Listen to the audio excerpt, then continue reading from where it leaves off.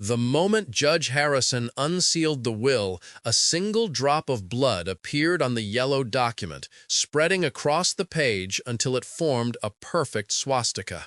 The courtroom fell silent. No one had touched the paper. The will had been sealed in a courthouse vault for 78 years. Dr. Elias Mercer, chief historian for the National Archives and renowned expert on World War II documentation, was the first to break the silence. He had been called to authenticate the document, the last will and testament of Hermann Riker, a German immigrant who died under mysterious circumstances in 1945. Mercer's hands trembled as he reached for the document, now marked with an impossible bloodstain. "In my 30 years examining historical documents, I've never seen anything like this," he would later state in his official report. The blood was fresh, still glistening under the courtroom lights. Judge Harrison ordered the room cleared immediately, but not before several court officials witnessed what happened next. The blood began to form words beneath the swastika, spelling out coordinates in what appeared to be perfect German script. The will had been the subject of a lengthy legal battle by Riker's last living descendant, Michael Steiner, a 43-year-old history teacher from Boston. Steiner had no idea what he was about to unleash. The coordinates written in blood led to a location deep in the forests of Bavaria, a site that had remained untouched since 1945. When forensic analysts tested the blood on the document, they made an even more impossible discovery. The DNA matched Hermann Riker's genetic profile, a man dead for nearly 8 decades. Even more disturbing, the blood contained a synthetic compound that wasn't invented until 2021. Riker showed that Riker wasn't just any German immigrant. He was a former SS officer who defected to America in the chaotic aftermath of Germany's collapse. His defection was handled in strict secrecy, part of Operation Paperclip, but unlike the scientists and engineers typically associated with the program, Riker's expertise was in something far darker. Dr. Catherine Wallace, head of occult studies at Princeton University, was called in to examine the document after 3 forensic analysts refused to continue working with it. Riker wasn't just any SS officer, Wallace explained in her testimony. Based on recently declassified files, he belonged to the Ahnenerbe, the Nazi ancestral research division obsessed with occult powers.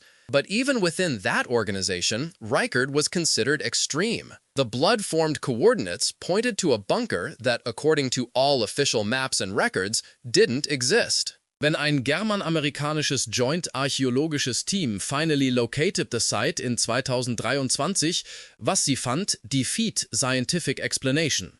Der Bunker hat been sealed von den Innenseite mit no possible way für irgendjemanden zu haben exited. Yet es war empty von human remains. Inside, der discoverte ein Laboratorium, füllt mit Equipment far beyond 1940 Technologie. Glascontainer leinten die Wände, je füllt mit allem klaren Liquid, das, incredibly, hat nicht evaporiert über die Dekaden. Inside each container floated, was erschien zu werden, human Organe, perfekt präserviert, mit unmöglicher anatomischer Features. Extra Chambers in den Herzen, bifurkierte Brainstems, Lungen mit Gill-like Strukturen.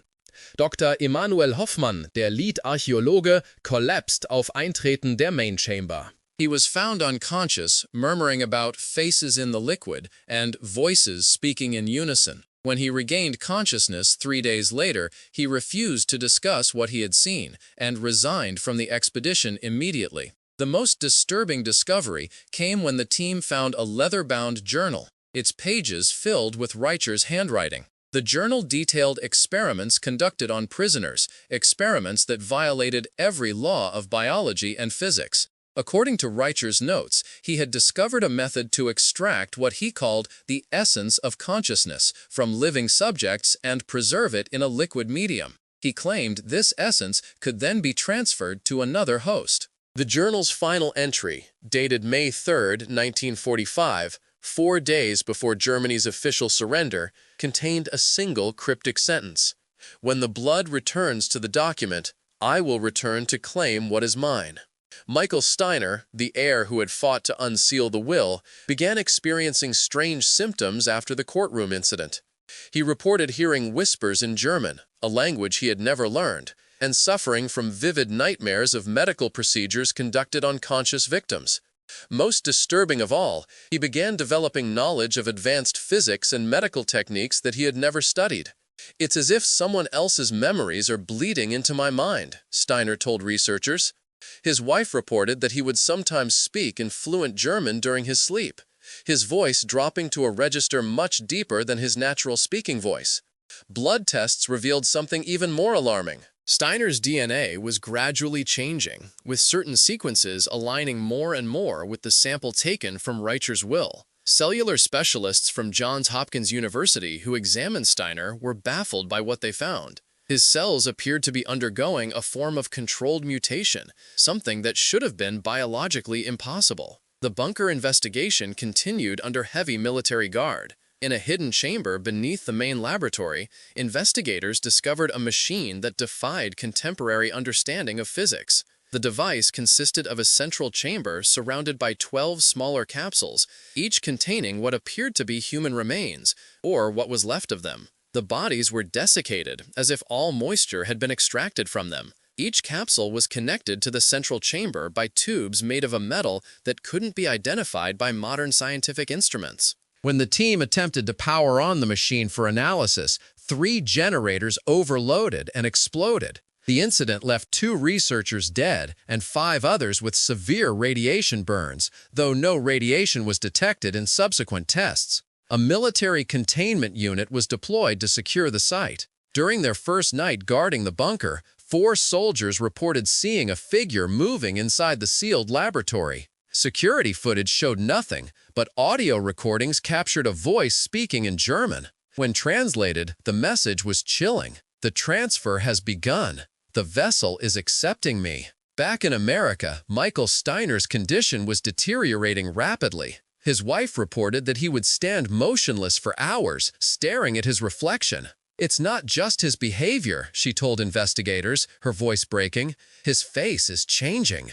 The structure of his bones, the set of his eyes, he's beginning to look like someone else." Photographs of Hermann Reichert from 1945 were compared with recent images of Steiner. Facial recognition software confirmed what many feared. Steiner's facial structure was gradually conforming to Reichert's appearance. The changes were subtle but undeniable. Dr. Wallace proposed a terrifying theory. Reichert wasn't trying to achieve immortality in the traditional sense, she explained. He was developing a method to project his consciousness through time, using his own bloodline as a vessel. The will wasn't just a legal document. It was the trigger mechanism for a process he set in motion nearly 8 decades ago. The will itself contained seemingly mundane instructions for the distribution of Reichert's modest estate. But hidden within the text, visible only under ultraviolet light, were complex equations and biological formulas. Experts in various fields examined these hidden instructions and came to a disturbing conclusion. They described a process for consciousness transfer across generations. Michael Steiner's deterioration accelerated. During a monitored hospital stay, nurses reported that he would sometimes speak with 2 distinct voices simultaneously, his own pleading for help and another, deeper voice speaking in German-accented English. "The vessel resists," the second voice was recorded saying, "but the blood remembers. The blood always remembers." 7 researchers who had direct contact with the will began experiencing similar symptoms. Each had touched the blood-marked document, and each began reporting the same nightmares, the same whispers in German.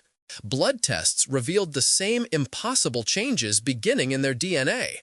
The bunker in Bavaria became the focus of an international containment effort. As researchers attempted to dismantle the machine in the central chamber, a power surge swept through the facility, though the bunker had been disconnected from any power source.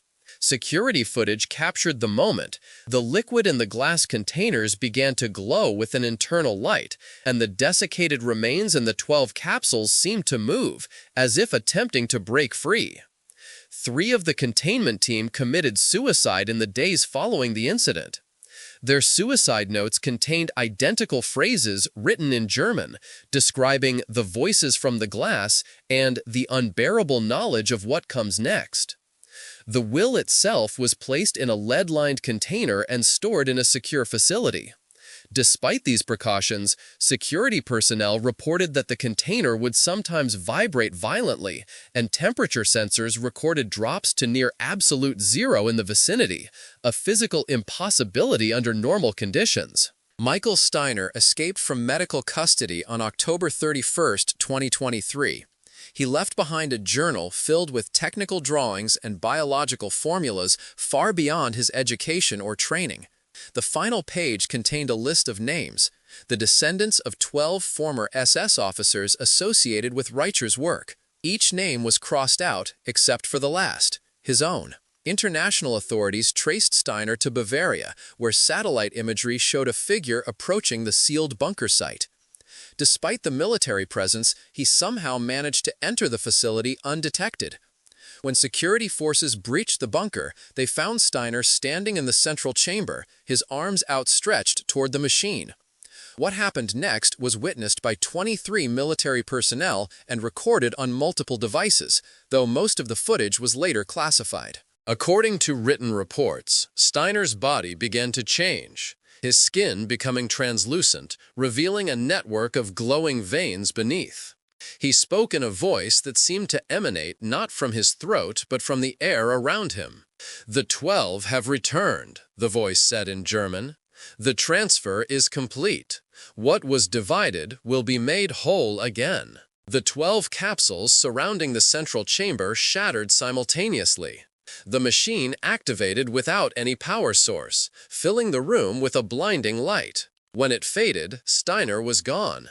In his place stood 12 figures, each identical to the others, each bearing the face of Hermann Reicher as he appeared in 1945. Before security forces could react, 11 of the figures vanished.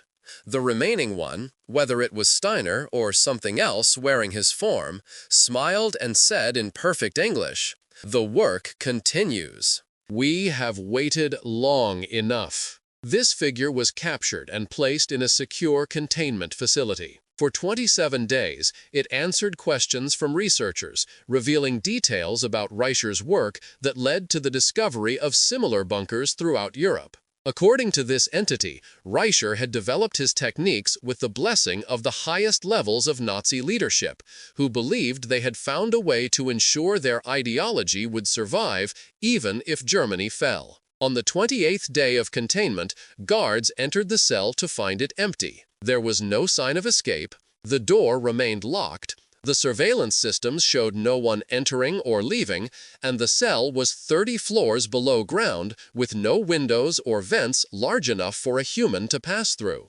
The international task force established to investigate the Reicher case made a disturbing discovery in the months that followed. Blood banks in 12 major cities reported break-ins where nothing appeared to have been stolen. However, inventory checks revealed that certain rare blood types had been accessed, all belonging to donors who could trace their lineage to German immigrants who arrived in 1945. Dr. Mercer, who had first examined the will, became increasingly paranoid. He converted his home into a fortress, lined with symbols from various protective traditions. During his final recorded interview, he stated, "Reicher didn't develop this technology on his own. Something was guiding him, something that had been waiting for the right vessel, the right bloodline, the right moment in history." 3 days after this interview, Mercer's home burned to the ground. Fire investigators found no remains in the ashes, though thermal imaging confirmed a human presence inside when the fire began. The will itself continued to change. The blood that had formed the swastika and coordinates began to spread across the page, forming new words each day. Linguists identified text in languages ranging from ancient Sumerian to binary code. A pattern emerged. Each new text appeared to be instructions for locating and activating the remaining bunkers. Perhaps most disturbing were the findings from the original bunker site. Soil samples from around the facility contained a previously unknown fungal organism that appeared to communicate through electrical impulses. When cultured in a laboratory, the fungus grew into patterns that matched the circuitry of the machine found in the bunker's central chamber. Michael Steiner's wife committed suicide 6 months after his disappearance. Her journal, recovered from their home, detailed how her husband's face would sometimes shift while he slept, revealing the other man beneath. In her final entry, she wrote, "They're not gone.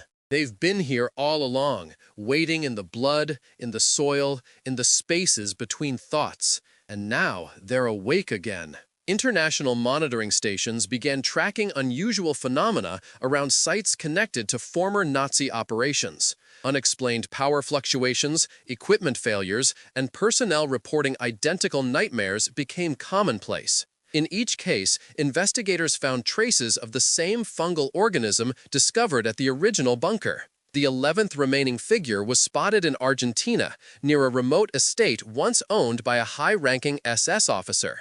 Local authorities who attempted to apprehend the individual described a man who could step between moments, appearing and disappearing at will. The estate was found to contain an entrance to an underground facility similar to the Bavarian bunker. Dr. Jean Vaz Wallace proposed that Reicher hadn't simply found a way to transfer consciousness. He had discovered that consciousness itself was something different than science had understood. "What if consciousness isn't generated by the brain?" she wrote in a classified report. "What if it's something external that merely uses the brain as an interface?" Reicher found a way to capture it, store it, and redirect it. And whatever he captured is still active, still pursuing some agenda we can't comprehend. The final breakthrough came when researchers examining Reicher's journal discovered pages written in an ink that only became visible under specific frequencies of ultraviolet light. These hidden entries detailed communications with what Reicher described as entities from the spaces between worlds. According to his writings, these entities had guided his research in exchange for vessels that would allow them to experience physical reality. The journal's final hidden page contained a list of dates spanning from 1945 to 2025, with the last date circled multiple times, December 21st, 2025. Beside this date was a single phrase, "The Convergence." On October 10th, 2024, exactly 1 year after the blood first appeared on Reicher's will, 12 simultaneous breaches were reported at secure facilities around the world. In each case, surveillance footage showed the same figure, identical to the one captured in Bavaria, walking through walls and security measures as if they weren't there. Blood banks continued to report anomalies. Stored samples from certain genetic lineages would disappear overnight, while others would inexplicably multiply. Medical researchers examining these samples found the same impossible changes that had been observed in Steiner's blood, cellular structures reorganizing themselves into patterns that resembled circuit diagrams when viewed under electron microscopes. As December 21st, 2025 approaches, unusual phenomena continue to be reported near the sites of identified bunkers. Local wildlife behaves erratically, electronic devices malfunction, and people report experiencing lost time, periods where they have no memory of their actions but later discover they've traveled to locations connected to Reicher's work. Dr. Mercer, who was presumed dead in the fire at his home, was reportedly seen entering the National Archives 2 weeks ago. Security footage shows no such visitor, but 3 researchers working on the Reicher case claim to have spoken with him. All 3 described the same conversation, in which Mercer allegedly said it was never about preserving Nazi ideology. That was just the lure, the bait to attract minds desperate enough to pursue forbidden knowledge. What's coming through isn't human, and never was. All 3 researchers disappeared the following day. Their homes were found empty, with a single symbol drawn on their bathroom mirrors in what appeared to be blood. A swastika inside a circle with 12 lines radiating outward. The courthouse that originally unsealed Reicher's will has been closed indefinitely after 3 judges reported seeing faces in the walls and hearing voices speaking in unison from empty rooms. The building has since been demolished, but workers at the site continue to report unusual phenomena, particularly at night. The bloodstain that appeared on the will has been analyzed by 17 different laboratories. None can explain its origins or its continuing properties. The blood remains liquid, defying coagulation. Under microscopic examination, the cells appear to be in constant motion, arranging and rearranging themselves into patterns too complex for current computer systems to analyze completely. Most disturbing of all, the blood sample continues to grow without any apparent source of nutrients or energy. It has doubled in volume every 28 days since it first appeared, following the lunar cycle with mathematical precision. Michael Steiner's body was reportedly found 3 days ago near the original Bavarian bunker. Autopsy reports describe a body that appears human on the surface, but contains internal anomalies that defy medical explanation. The heart had developed an additional chamber. The brain showed evidence of a secondary structure growing alongside the original tissue. Most unsettling, the blood in the body's veins had been replaced with the same clear liquid found in the containers within Reicher's laboratory.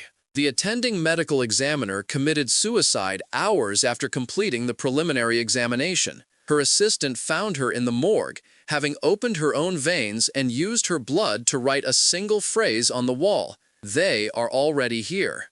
Security footage from the morgue shows the body, presumed to be Steiner's, sitting up on the examination table after all personnel had left the room. It looks directly at the camera before its face seems to shift, revealing features identical to historical photographs of Hermann Reicher. The figure smiles before the footage abruptly ends. As December 21st draws nearer, one question haunts those investigating the Reicher case. If the unsealing of the will was merely the beginning, what will happen when the final date in Reicher's journal arrives? Have you noticed unusual dreams recently? Dreams of standing in a circular room surrounded by machines. Have you felt moments of lost time, or found yourself inexplicably drawn to locations you've never visited before? Comment below with any unusual experiences you've had since October last year, when the will was first unsealed. The pattern is spreading, and understanding it may be our only hope of stopping what's coming. Subscribe to stay updated on this developing story as we continue to track the 12 entities and the approaching convergence that Reicher predicted nearly 8 decades ago.